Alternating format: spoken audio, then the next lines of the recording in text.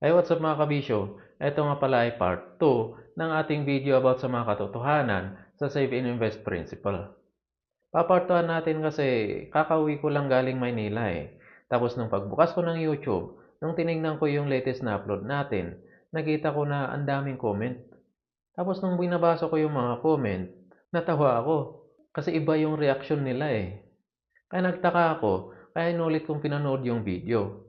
Kaya doon ko na-realize na meron pala akong isang bagay na hindi nabanggit. Kaya pala ganun makareact yung iba. Kaya ngayon, liliwanagin na natin na ang bidyong ito at yung bidyong unang upload natin ay hindi para sa mga empleyado. Para ito sa mga nagsisimula pa lang sa pagninegosyo o entrepreneurship. At para rin sa mga empleyado na nagbabalak mag-transition into entrepreneurship or business. Kaya kung empleyado ka at wala kang balak mag-transition into business or entrepreneurship, then hindi ito ang video para sa'yo. Hanapin mo yung mga video na nagtuturo ng Save and Invest at doon ka. Kasi yun ang doktrina na para sa inyo. Kasi dito sa entrepreneurship, walang Save and Invest. Hindi namin doktrina ang pag-iipon. At kaya natin dinidiscuss ang mga katotohanan sa Save and Invest ay para maliwanagan ang mga entrepreneur o mga nagsisimula pa lang sa negosyo kung bakit walang Save and Invest sa entrepreneurship. Kaya nililinaw natin na pag empleyado ka at masaya ka na sa pagiging empleyado mo, hanapin mo yung mga nagtuturo ng Save and Invest at doon ka matuto sa kanila. Walang masama doon. Kasi yun talaga ang nakadesign na doktrina para sa mga empleyado. Hindi scam yun. Hanapin mo nga lang yung mga legit na broker, tapos doon ka mag-invest. Walang problema doon. Dito sa entrepreneurship, kaya namin sinasabing scam ang Save and Invest dahil walang doktrina ang mga entrepreneur na mag-ipon. O hindi para sa mga entrepreneur ang pag-iipon. Dahil ang doktrina ng mga entrepreneur ay invest, invest, and reinvest. Hindi save and invest.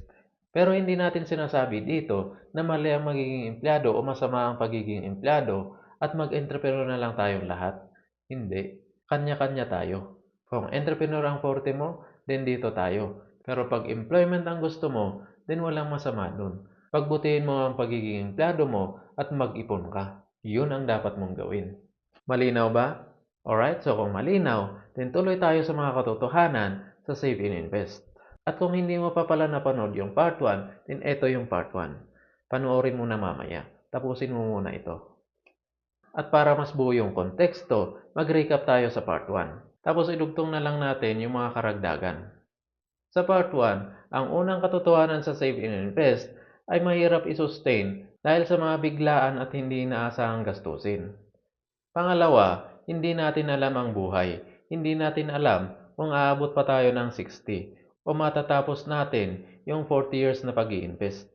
Pangatlo, hindi totoo na consistent ang pagtaas ng stocks.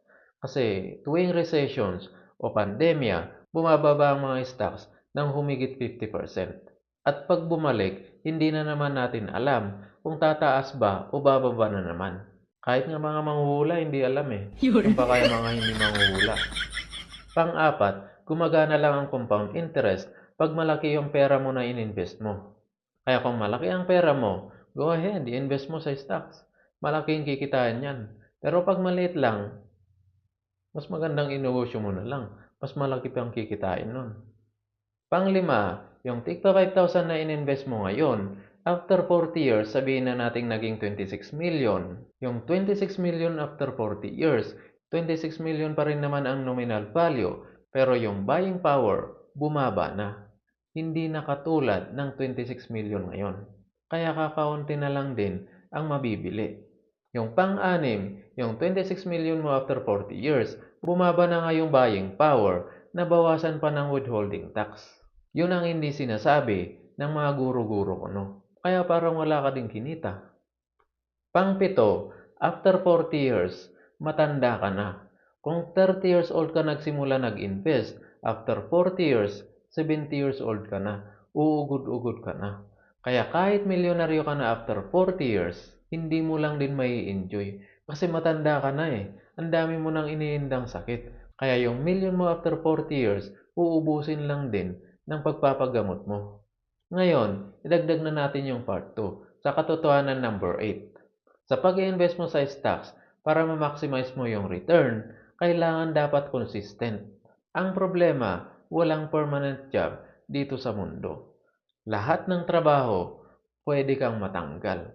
Kahit nakapasok ka pa sa permanent job ng gobyerno, hindi mo pa rin masasabi na hindi ka na matatanggal dyan. Meron pa rin possibility na pwede kang matanggal yan sa trabaho mo. At kahit hindi mo sinasadya pag may bigla kang nasagasaan sa kalsada, tapos natanggalan ka ng lisensya, tapos dinimanda ka, tanggal ka sa trabaho. At marami pang dahilan na pwede kang matanggal sa trabaho. Kasi walang trabaho na 100% sure na hindi ka matatanggal. Pero pag hindi ka natanggal at inabot mo ang retirement dyan sa trabaho mo, then walang problema. Pero dito tayo sa possibility na pwede kang matanggal. Kasi pag natanggal ka, hindi mo na maitutuloy yan. Maliban na lang kung nakakuha ka kaagad-agad ng trabaho. Swerte mo. Katotohanan number 9, wala kang control sa price ng stocks. Pag ang presyo ng stocks ay bumaba, kahit anong gawin mo, hindi mo yan mapapataas. Kahit magmakaawa ka, umiyak ka ng dugo, hindi yan tataas. Kahit magpatulong ka pa sa mga mangkukulam, hindi nila mapapataas yan kung bumagsak na yung kumpanya. Wala kang magagawa doon. Hindi kagaya pag entrepreneur ka, may control ka. Pag bumababa yung stocks ng kumpanya mo, alam mo na may mali. Kaya gagawa ka ng paraan para mapalakas yung kumpanya mo para umangat yung stocks ng kumpanya mo. Yun ang pinagkaiba ng entrepreneur. Pang-sampung katotohanan, you are trading 40 years of your freedom. Pinagpapalit mo yung 40 years na freedom mo. Kasi para masustain mo ang pag-i-invest, kailangan mo magtipid. Magtipid ka para may pang-invest ka. Kaya titipirin mo ang sarili mo ng 40 years. Okay lang sana pag masaya ka sa trabaho mo, okay lang yun. Pero paano yung iba na hindi sila masaya sa trabaho nila, nabuburyong at nai-stress sila sa trabaho nila, pinipilit lang nilang magtrabaho para lang maka-invest, para lang sumahod ng pera na pang-invest, at para makompleto nila yung 40 years na pag-i-invest. Yun ang hindi maganda ron. Pinagpalit nila yung 40 years na kasiyahan nila, tapos after 40 years, pagtanda nila, wala na. Pang-11 na katotohanan, hindi mo ma-encash kaagad-agad yung pera mo sa stocks kung may emergency na kailangan mo. Pag nataon na tumaas yung price ng stocks at kumita yung pera mo, walang problema dun. Paano pag nataon na bumaba yung stocks? Di wala na. Lugi ka na. Hindi mo ma-encash kaagad. Kailangan pang hintayin na tumaas ulit yung stocks para makapag-break even man lang. At pag kailangan mo na talaga yung pera, mapipilitan kang ibenta kahit lugi. Kaya wala ka ng kinita na lugi ka pa. Yun ang masaklap. Alright? Yan yung 11 na katotohanan sa Save and Invest principle na hindi sinasabi, na nakatago. At yan yung mga dahilan kung bakit sa entrepreneurship walang Save and Invest. At yan yung mga dahilan kung bakit sa entrepreneurship ang Save and Invest ay scam. Pero sa mga empleyado, go ahead lang. Ito talaga yung para sa inyo. Kaya hanapin nyo yung mga guro na nagtuturo ng ganito, tapos doon kayo matuto sa kanila. Alright, hanggang dyan na lang tayo mga kabisyo. Salamat sa panonood. Wish you success. Bye!